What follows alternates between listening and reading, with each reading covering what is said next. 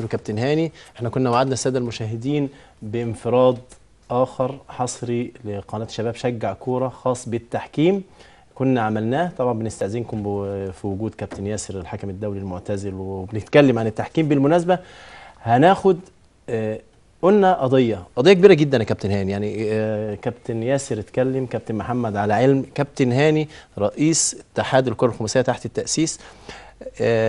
ازاي يكون حكم بيحكم في مباراه وهو يعمل في هذا النادي؟ تعالوا نشوف جزء، سادة المشاهدين تعالوا نشوف جزء من حلقة سابقة مع كابتن محمود معروف أستاذ النقد الرياضي نائب رئيس تحرير جريدة الجمهورية، وإحنا بنديله حاجة تقريبا من ما يقارب شهرين، قلنا له على قضية كبيرة جدا جدا جدا، وللأسف حصلت فيها مصيبة في الأسبوع يمكن قبل الأخير في الدوري الممتاز العام. هناخد جزء من الفقرة وهنرجع نقول القضية كاملة وإيه اللي حصل وإيه المشكلة، يمكن السادة المشاهدين هيستنتجوها. انفراد لشجع كورة قبل يمكن من تاريخ 3/6 شهر ونص تقريبا، وإحنا بنحذر ولكن لا حياة لمن تنادي.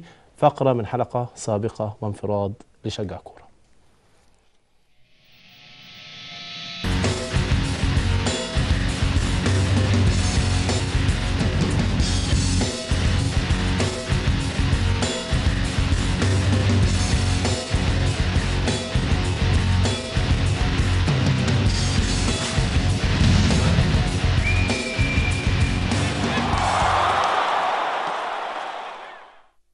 بعض الحكام بيعملوا في أندية بعينها وبيحكموا في نفس المسابقة اللي بيعمل فيها أو نفس المسابقة اللي بيتنافس فيها نفس النادي الذي يعمل فيه. عندي إحصائية هقول لك منها اللي هقدر عليه. كابتن عماد بدرة حكم الدرجة الأولى إداري فريق 9 و10 و11 سنة في مدرسة الكرة بالنادي الأهلي وهو حكم بالدرجة الأولى. جمعة حسن حكم الدرجة الثانية يعمل بالأكاديمية بالنادي الأهلي. محمد المرسي حكم الدرجة الأولى شركة بترو سبورت. حمدي شعبان حكم الدرجة الأولى شركة بترو تراي التابعة لقطاع البترول. جهاد جريشة حكم الدرجة الأولى شركة أيضا بترو تراي. محمد فاروق حكم الدرجة الأولى مدير النشاط بأحد الأندية. فهيم عمر حكم الدرجة الأولى وكالة الأهرام طبعا مع كابتن حسن حمدي. محمد مرسي حكم الدرجة الأولى إداري فريق 19 سنة في نادي النصر. أحمد نور حكم الدرجة الأولى مدرب فريق 17 سنة في نادي النصر. مدرب فريق 17 سنة في نادي النصر. طب ازاي مدرب وحكم؟ أحمد علي حكم الدرجة الأول نقف ونعمل 30 خط، ازاي مدرب وحكم؟ أكتر من مدرب وأكتر من إداري يعني أكمل. أحمد علي حكم الدرجة الأولى إداري الفريق الأول في نادي الداخلية ونادي هليوبلس إداري. عبد الحميد العجوز حكم الدرجة الأولى مدير فني في نادي عرب الحصن وسمسار لاعبين، وكان يعمل مدرب 14 سنة في نادي إنبي منذ فترة قصيرة.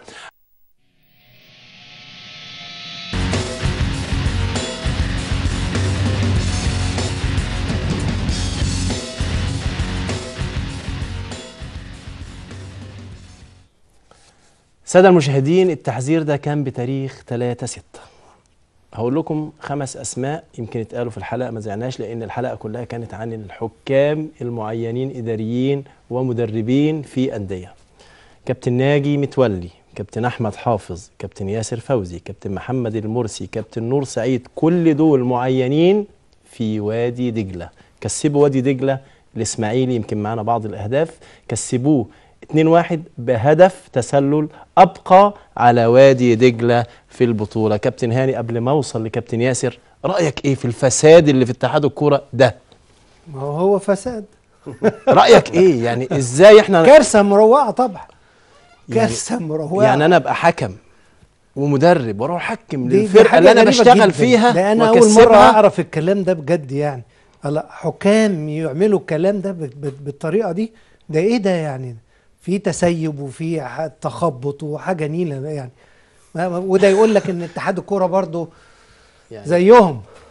كابتن محمد ويمكن كابتن حازم الهواري يعني اشارات نحوه في لجنه الحكام ان هو المسيطر وهو اللي بيعين وهو اللي بيشيل وهو اللي بيودي تعليقك. وطبعا هي فيها عدم تحمل امانه، هي امانه، اتحاد الكوره امانه، لجنه التحكيم امانه، الفرق اللي بتنزل وبتطلع دي بتصرف ملايين عشان تظهر انها. كابتن محمد وانت يعني ده هدف الاسماعيلي اللي اتقدم بيه جون حسني عبد ربه 1-0 بعد بتاع كده ماتش وادي دجله والاسماعيلي. وادي دجله والاسماعيلي ده اللي حكمه ناجي متولي، يعمل موظف خلاص كان مساعد في هذه المباراه.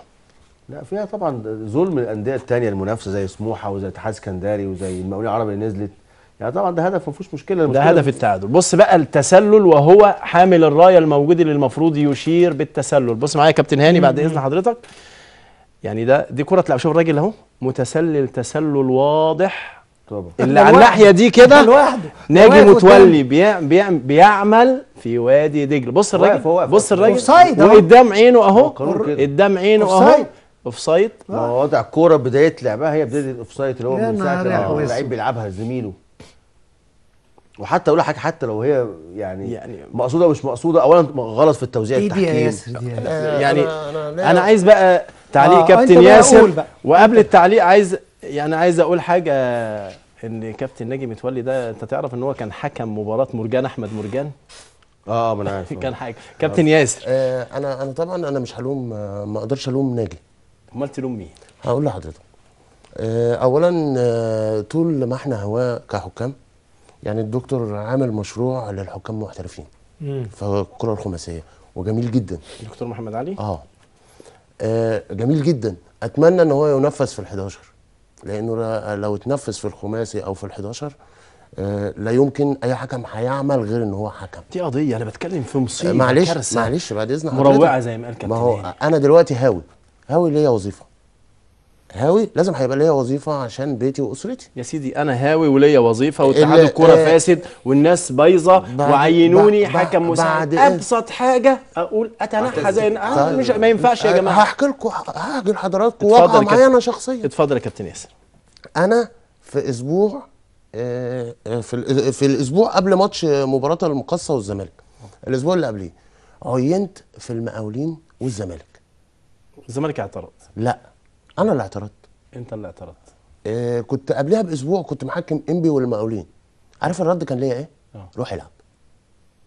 انا مش هينفع العب؟ قال لك روح العب. خلاص. يوم الجمعه قبل المباراه بيوم لقيت تليفون، ياسر انت مش هتلعب المباراه دي.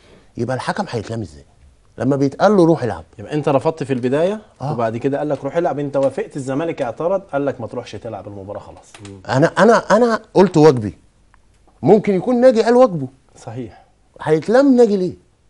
مين المسؤول اللي حط ضميره؟ بعد اذن حضرتك، المفروض ان انا بيبقى عندي جدول كلجنه، عندي جدول ياسر لعب كذا كذا كذا كذا، ناجي لعب كذا كذا كذا كذا، المفروض ياسر هيخش الاسبوع الكذا هيلعب بالمباراه الكذا. ما ينفعش يلعب للفرقه دي عشان لعب لها قبل كده، لعب لها مباراتين، لعب لها 3 مباريات، فلازم ياسر يلعب المباراه دي. ده عنده جدول، هم عندهم جدول. اتفضل. لازم يبقى في جدول منظم بالطريقه دي موجود. ايه اللي بيبوظ الجدول؟ ايوه مين بيتدخل يبوظ الجدول؟ مين؟ الاعضاء اللي موجودين في اتحاد الكوره.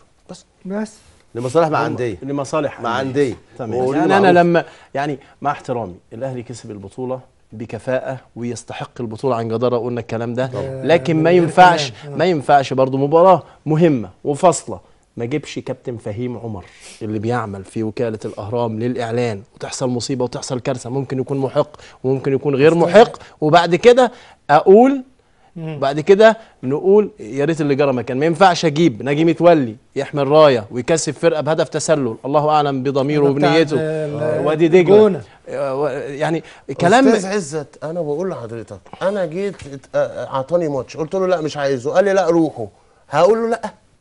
اقول له لا واصر؟ هقول له لا طبعا. ده حكم لازم يلعب. ده حكم بقى نطلع من الجو المشحون بتاعنا. ده حكم عمل عكس اللي بيتعمل. ده هيجري جاريه صفع ضرب واحد، دلوقتي هيضربه، وبعدين اللعيبه دي كلها هتبص ضرب اللاعب. كل اللعيبه دي هتحاول تضرب، ولكن الحكم كان شاطر شويه، كان اشطر من شريف متولي. ما جراهاش في اي اختبار لياقه بدنيه. اللاعب ده كان بيمثل ولا اتضرب فعلا؟ لا بيمثل. والحكم بص بيجري ازاي. انا عايز كابتن هاني يتابع بيجري. بص بيجري ازاي، هيلف في الملعب، هيلف، وكل الناس دي ما حدش هيطوله، ورغم بص دي لياقه بقى، زي ما يدل على اللياقه البدنيه بتاعته، دي اللياقه البدنيه. كنت لسه هقول كده، دي لياقته كويسه قوي، بيجري. كابتن ياسر لو انت في مكانه هتقف ولا هتجري كده زي الناس اللي ما بتجري؟ انا في الاول هضرب وبعد كده حاجه